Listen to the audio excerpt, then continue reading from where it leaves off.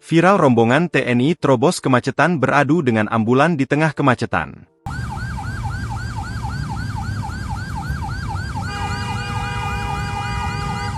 Viral rombongan iring-iringan TNI menerobos kemacetan di ruas Jalan Raya Batu Jajar, Kabupaten Bandung Barat, Jawa Barat, pada Jumat, 8 Agustus 2025, pagi.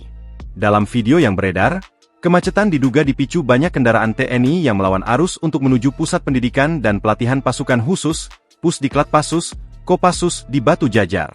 Dari arah berlawanan, sebuah ambulans melaju dari Batu Jajar menuju Cimareme sehingga arus lalu lintas dari kedua arah terhenti. Betul sempat ada kemacetan di ruas Jalan Raya Batu Jajar.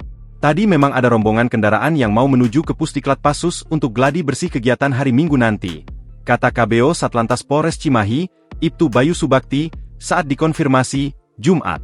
Bayu menyebut, kemacetan berhasil diurai setelah petugas mengatur lalu lintas di lokasi. Rombongan kendaraan dinas TNI akhirnya masuk ke Pusdiklat Pasus dan arus kembali normal. Kurang lebih cuma macet 1 jam. Setelah rombongan masuk, arus sudah normal kembali, ujarnya.